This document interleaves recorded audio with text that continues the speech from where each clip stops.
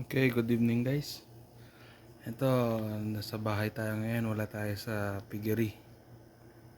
Nakikita nyo ngayon is yung mga, ano tawag dito?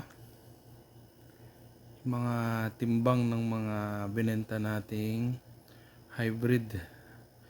Yung anak ng F1 tsaka cross ng large white. Fattening sila, no? So by date to, hindi siya kinuha ng buyer ng minsanan. So kinuha yung pinakamalaki. Pinagay namin na pinakamalaki una. Nagtitimbang siya ng 98. Ito po yan. Yan. May mga date yan. Kilo. Yan. Sa legit na slaughterhouse to. So may tatak pa ng aming bayan. No? So 98, 89, 83. Tapos ngayong araw 78, March 2. Tsaka 95 kilos. No? 5 heads lang siya. 7 heads talaga yung aming fattening, pero yung dalawa gagawin naming hinahin. So, gagawin gilt. Ito yung proof na meron, nagbenta kami. Okay? Ngayon, yan natin yung computation ng nagastos nating feeds. So, take note guys ha, for 7 heads ito. 7 heads, hindi ko na tinanggal yung, syempre mahirap tanggalin yung expenses ng dalawa kasi hindi natin binenta. So ilista ko lahat, nakalista kasi lahat sa akin yung mga binibili kong feeds. Okay, so ito yung para sa F1 cross ng large white. So total feeds expenses natin by bags siya. Pre-starter 5 bags. Sa starter nag 3 bags lang kami, minadali namin mag grower.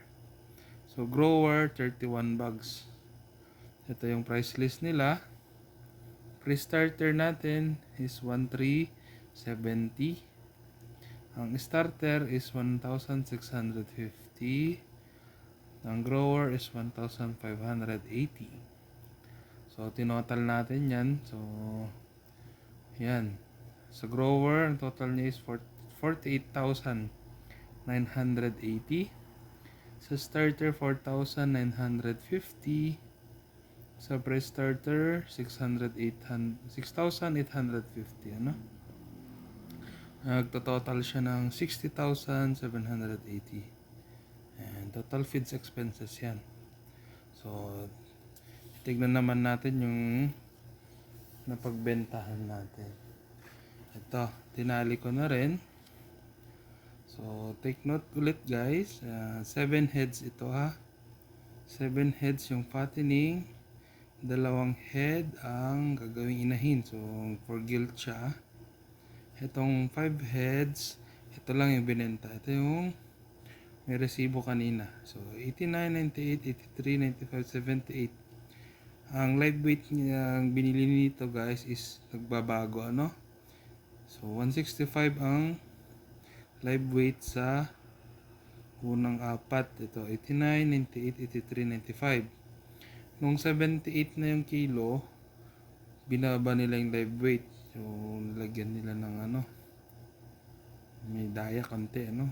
So parang dagdag kita nung ahente kasi ito eh. So 160, ginawang 160 no, multiply lang natin siya. Ito yung total, 14,685, 16,170, 13,695, 15,675. Ito yung pinakamababa, may bansot kasi dun eh, 12,480. Ang total is 72,705. Total sales yan ng 5 heads. 5 heads yan guys ha, hindi na benta yung dalawa. So sa 5 heads na yan, naka 72,000 tayo.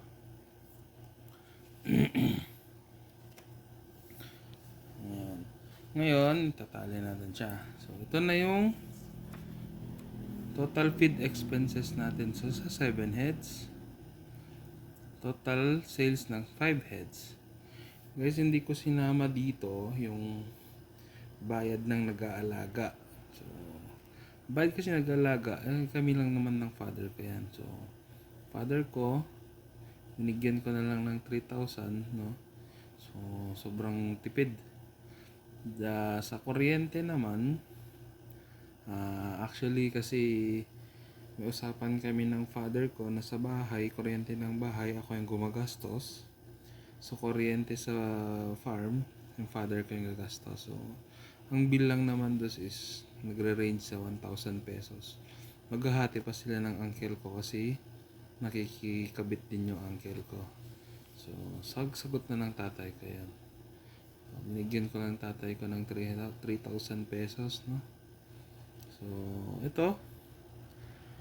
Hindi ko na sinama yung mga additional charges, yung mga vitamins, iron, something, antibiotics. Kasi as a whole naman yun binibili ko para sa mga baboy, no? Hindi lang yun dito.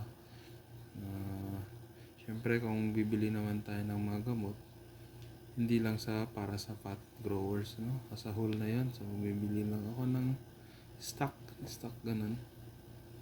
Hindi ko na nakasama dyan. So based dun sa computation natin, ito guys. Ayan.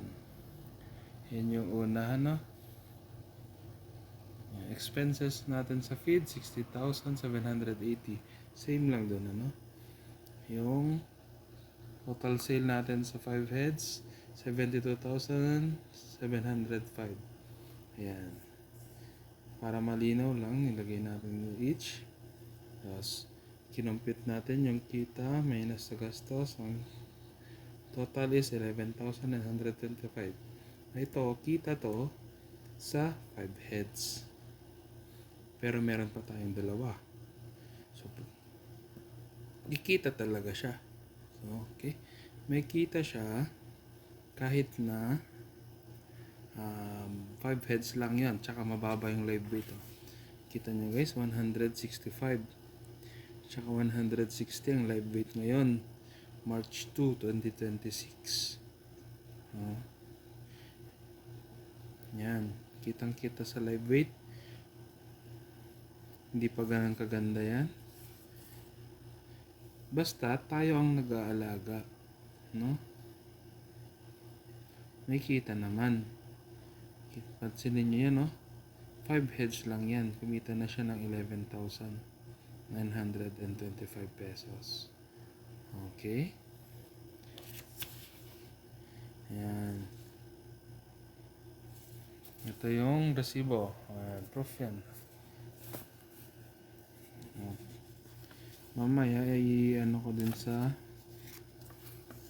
picturean ko din to para may proof. Ito is slaughterhouse ng Bambang, Nueva Vizcaya, ha. Ayan, walang halong biro to. May kita naman sa pagbababoy. Huwag ka lang sigurong gumamit ng extra gastos yung mga siyempre, kung may taga-alaga ka, dagdag pa sahod. Kung sakitin yung baboy, madaming antibiotics. Ano pa ba? Kung may expired tayo, no? May mga namatay na alaga, mahirap talaga yun. So, hindi na iwasan. Mababawasan talaga yung kita. Pero, ayan guys, 7 heads lang yan, no? Kumita naman. Hindi, not bad na siya, not bad. Kasi may 2 heads pa tayo eh. Gagawin ko kasing inahin yun kasi napag-desisyonan namin ng father ko na maganda siyang gawing inahin. Malalaki, pantay ang suso, madami, 14 teats. Tsaka maganda din yung breed niya kasi F1 cross ng large white. No? Tapos balak kong bumili pa ng boar na Duroc cross Pietrin. So, mas gaganda pa yung quality ng meat pagka bibili tayo pagka magbebenta na. Feeling ko mas mababigat na siya. Ito guys, naka 98 siya, no? Yung actually itong mga to yung feeds natin, meron pa akong isang bag doon na hindi pa napapakain. So, may excess pa siya. Yung isang bag na yun, papakain ko na lang sa natirang dalawa. After na siguro na isang bag nun, papakainin ko na ng breeder feeds, breeder mash. Para in the future, gagawin kasi siyang inahin. Ayan guys, no? Kitang-kita nyo naman. Ayan, no? Public Market and Slaughterhouse Office, Bambang, Nueva Vizcaya. Okay? Bambang po. Ayan. May mga tayo dyan. Proof na nakabenta tayo ng hindi lang nakasulat yung live weight. Yung live weight guys is ito. Talagang medyo mababa ngayon, no? Kung mataas sana ang live weight, tatatalon sana yung kita natin. Tataas sana siya. So, ito siguro sa experience ko sa pagbebenta. Yung huling benta ko kasi is 170 ang live weight nung nakaraan. Last year something. Kumita ako ng 45,000 pesos, no? Less na yun sa expenses ng feeds. So, maganda talaga. Ang pinaka kagandahan dyan, kung hindi ka bibili ng biik. Yun yung pinaka parang basis mo para kumita. Kasi kung bibili ka ng biik, syempre, ang presyo ngayon ng biik is minimum 5,000 to 6,000, no? Yan, minsan 6,500 pa nga eh. Yun pa lang, kasi biik pa lang, bibili ka na. Medyo malayo na yung hahabulin mo. Ayan. Kaya kailangan, mas maganda, para sure nakikita tayo, mag-alaga ka ng inahin, paanakin mo, yun yung alagaan mo. Ayan, huwag mong madali. Kita niyo yan guys, no? Kasi yung starter, pre-starter, ganyan yung price niya, pero magaan lang yan yung bags. 5 bags, no? Gusto ko kasi diretso ng grower. Minadali namin ng father ko. Minadali ko siya actually. After ng pre-starter, malalaki na kasi agad yung baboy. Yes, naging starter. 3 bags. Sabi ko, pag-grower na natin yan. Malaki na eh. Ayan. Kaya naging ganyan, 31 bags. Oh. Dami. Ad libitum kasi yan. Ad libitum. I mean, eat all you can sila sa automatic feeder. Pero nung bandang starter sila, kung nakikita nyo sa mga past videos, hindi siya ad libitum kasi may time na nagtae sila nung pina-unli natin starter feeds. Kaya ang suggestion ng papa ko, ng father ko, bigyan na lang daw niya. Ayan. Okay guys, sana malinaw sa inyo. Ito ang gastos ng ating feeds. 7 heads, no? 60,780. Ito ang kita natin sa 5 heads. 72,705. Okay? Ito naman ang kinita natin sa 5 heads. Minus ng expenses sa feeds. 5 heads lang yan. So, kung binenta natin lahat, talagang kikita din. Sana malinaw na. Maganda ang pagbababoy. Basta't yung mga additional na charges, malaki kasi yun yung mag-aalaga eh. Sa amin nun, minimum 3,000 per month. Alagaan mo yan 4 months. 3 times 4, 12. 12,000 agad yung bawas nun. Sira agad to. Diba? Pinakamababa na yun ang bayad sa tao kung papakain. Kasi as a whole, papakainin niya yung Pero kung madami kang fattening, sunod-sunod yan, bawing-bawin naman guys.